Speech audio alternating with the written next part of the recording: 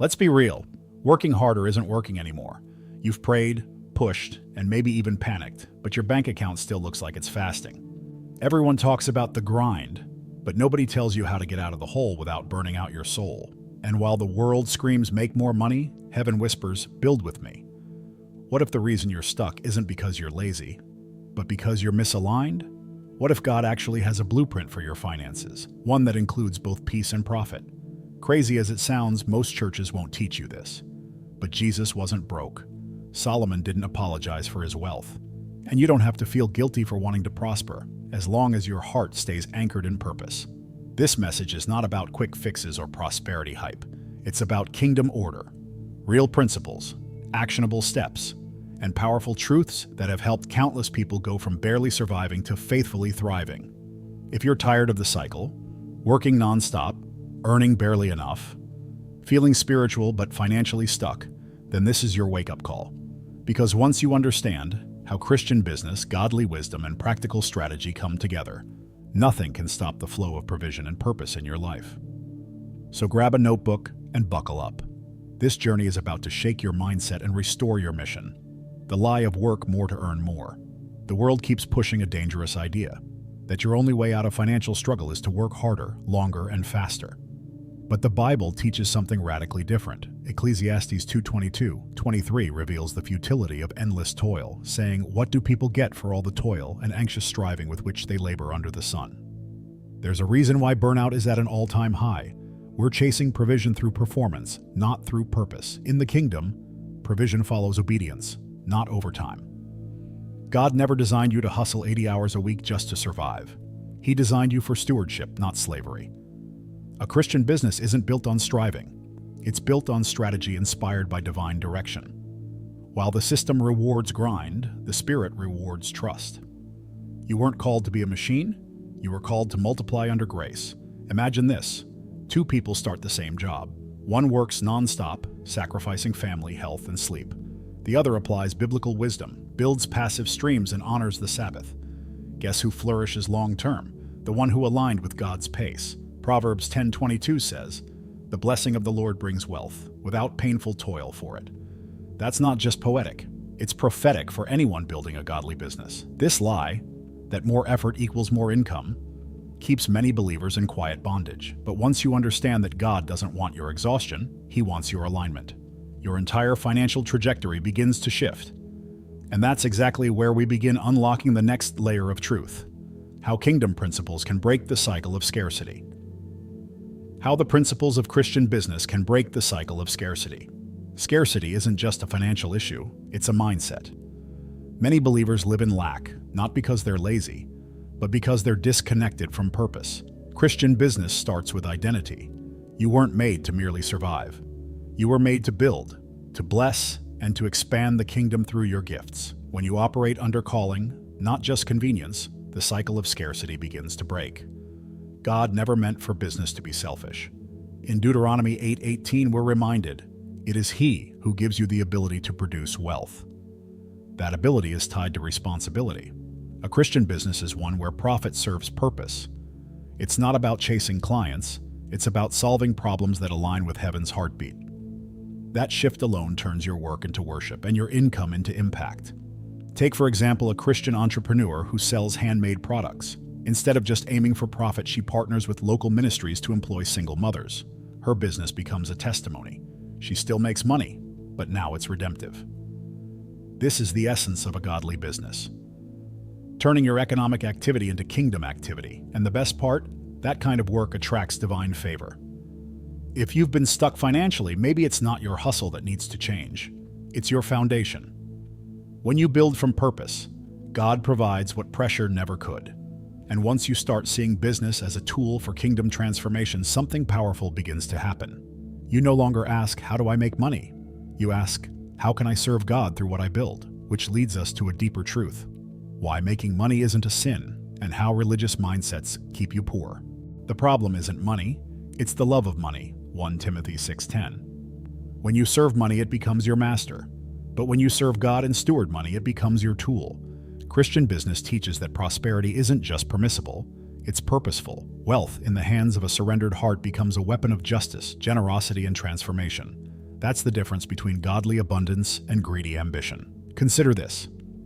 A man refuses to charge for his services because ministry should be free, but he ends up burnt out, broke, and bitter. Meanwhile, his secular counterpart monetizes every talent.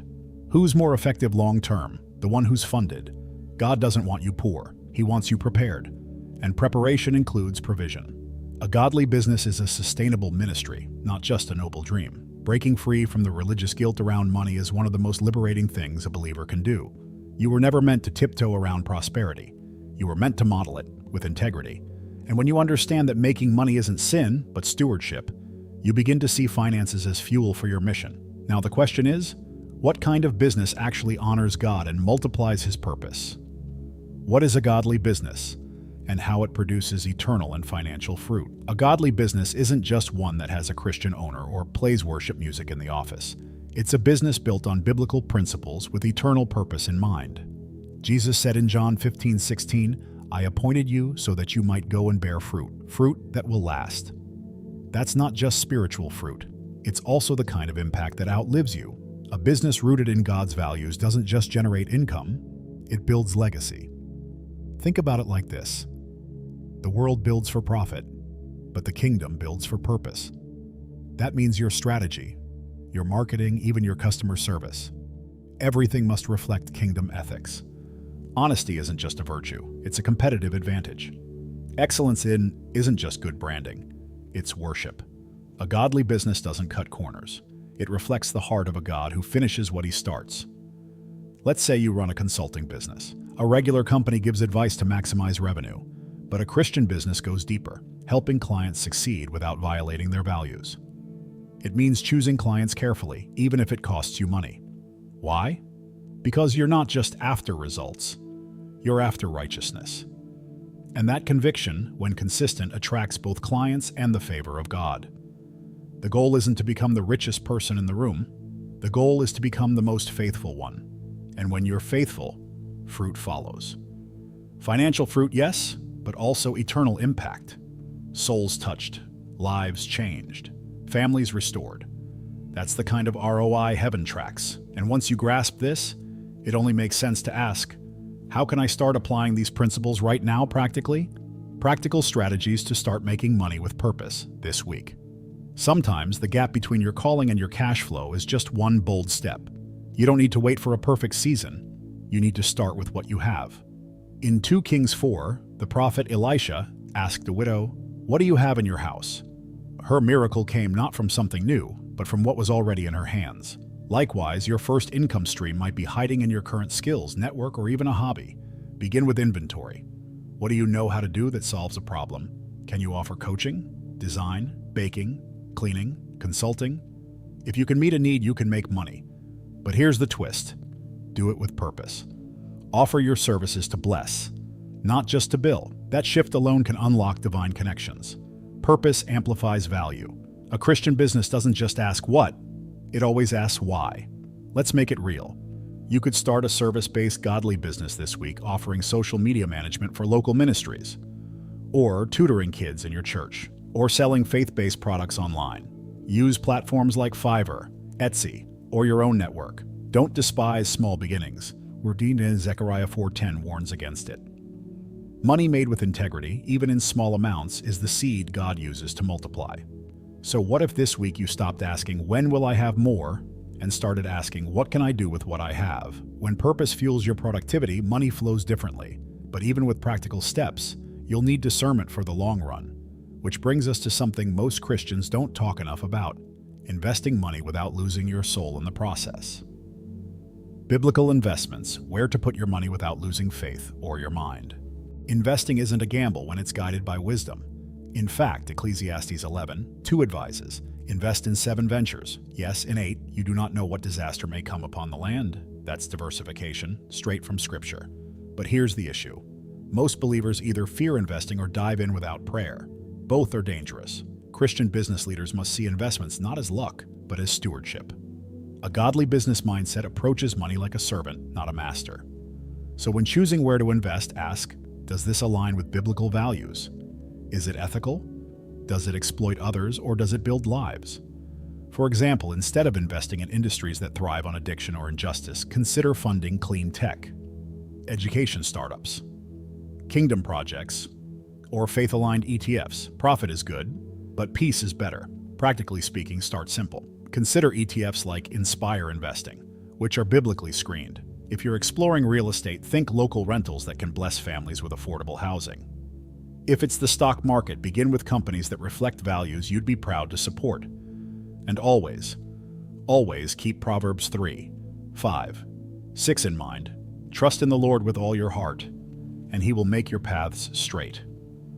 Even in investing, He directs. When you put your money where your values are, returns come in more than numbers. You gain confidence. You sleep in peace. You grow in discernment.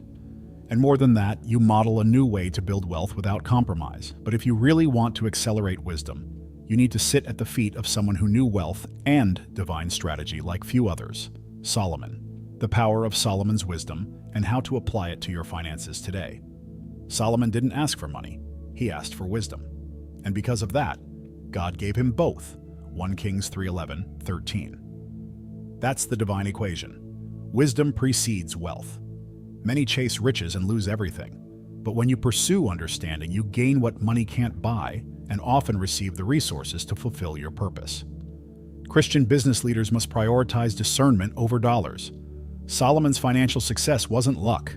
He diversified assets: shipping, real estate, trade, livestock, labor. He honored alliances and managed supply chains. Sound familiar? It's exactly what modern entrepreneurs do today. The difference? He did it with divine insight. Proverbs is full of these treasures. By wisdom a house is built, and through understanding it is established. Prov 24:3. Godly business thrives on applied truth. So how can you apply this? Start by reading a proverb a day. Seriously, let God shape your thinking. Then, reflect Solomon's structure in your own finances. Create multiple income streams. Invest in learning. Protect your time like a treasure. Solomon wasn't just rich, he was strategic. And strategic believers are unstoppable when their plans align with heaven's priorities. Wisdom is wealth in seed form. It grows with application. And when you combine revelation with action, your financial life shifts. But Solomon's secret wasn't just strategy. It was spiritual intimacy. That's the next layer. Because even with all this knowledge, the question remains, what would Jesus himself say about money today? What would Jesus teach about making money today? If Jesus walked into a bank or a business seminar today, he wouldn't hand out stock tips. He'd challenge heart motives. His parables, though wrapped in ancient language, carried timeless financial wisdom. In Luke 16:10-11, he said, "Whoever can be trusted with very little can also be trusted with much. If you have not been trustworthy in handling worldly wealth, who will trust you with true riches?" Translation: money is a test, not the goal. Jesus wouldn't be against making money. He would be against being mastered by it. That's why he often spoke of stewardship, not accumulation. In the parable of the talents, Matthew 25, the faithful servant multiplies what he's given and is rewarded. The lazy servant hides it and is rebuked. So yes, Jesus honors multiplication, but only when it flows from obedience, not greed. That's a foundational difference for any Christian business. If Jesus coached an entrepreneur today, he'd likely ask, are you serving your clients or just your wallet? Is your business a platform for truth or just a means to an end? He'd probably challenge business leaders to give more, forgive quicker, and build models that reflect his heart for justice and mercy. And yet, he'd also celebrate profit when it comes through purpose and integrity. Jesus would remind us that where your treasure is, there your heart will be also. Matthew 6:21. If your heart is for the kingdom, your finances will follow. That truth reframes everything. Because the point of godly wealth isn't just comfort, it's commission. But before we get to the rewards, there's often a necessary battle. The struggle to break free from debt, fear, and financial chaos. How to get out of debt without losing your peace with God. Debt can feel like a prison, and for many believers, it's become a spiritual burden as much as a financial one. Proverbs 22:7 says, "The borrower is slave to the lender." God didn't design you to live enslaved by interest rates and overdue bills. He designed you for stewardship, freedom, and fruitfulness. But freedom doesn't begin with numbers. It begins with a renewed mindset and a submitted heart. A Christian business mindset doesn't avoid responsibility. It confronts it with wisdom. Begin by listing every debt and praying over each one. Then make a plan. Prioritize high-interest debts, cut unnecessary expenses, and consider negotiating terms. Don't be afraid to downsize, pivot, or seek counsel. Sometimes the most spiritual thing you can do is cancel a subscription and trust God for provision through diligence. Here's a practical example. A couple owed over $30,000 in credit cards. They created a budget, sold unused items online, picked up side work through faith-aligned platforms, and tithed, even when it felt risky. 2 years later, debt-free. What changed? Not just their income, but their discipline. God blessed the effort because they honored Him in the process. Peace came, not from a financial miracle, but from faithful obedience. Getting out of debt isn't just about money, it's about restoration, restoring confidence, marriage, clarity, and mission. And when you experience that breakthrough, you can't help but want to share the testimony, which leads us to a powerful truth. Your financial journey, no matter how broken, can become a ministry that sets others free. How to turn your financial testimony into a ministry that blesses lives. Your struggle wasn't wasted, it was a setup for someone else's breakthrough. Revelation 12:11 says, "They overcame by the blood of the Lamb and the word of their testimony." Your financial testimony carries power. Whether you came out of debt, built a Christian business from scratch, or learned to make money with purpose, your story can be the spark that ignites hope in someone still stuck. Turning your experience into ministry starts with sharing it. Post online, host a small group, write the blog, record the video. Don't wait until it's perfect. People need your process, not your polish. Be honest about the mistakes and generous with the lessons. A godly business doesn't just grow profits, it multiplies stories of redemption, showing what happens when faith meets finance. Imagine helping a young couple avoid the debt traps you fell into, or teaching a church how to build income streams aligned with kingdom values. That's ministry, and it's needed now more than ever. The harvest is financial, but so are the workers. Jesus said, "Freely you have received, freely give." Matthew 10:8. And in giving, your influence multiplies. You don't need a pulpit to preach. Your business, your breakthrough, your journey, they're all platforms. And when you step into that calling, you'll find that your purpose was never just about paying bills. It was about building legacy. Now that the foundation is laid, it's time to bring all of this into a clear vision. But before that, let's tie everything together with the introduction. Why financial warfare requires spiritual weapons too. Many believers try to fix financial problems with only earthly tools, budgets, jobs, and calculators. But what if the root of the struggle isn't just economic but spiritual? Ephesians 6:12 reminds us, "For our struggle is not against flesh and blood." Financial bondage can be a result of generational curses, limiting beliefs, or cycles of fear. And those don't break with math alone. They break with prayer, fasting, and bold declarations of faith.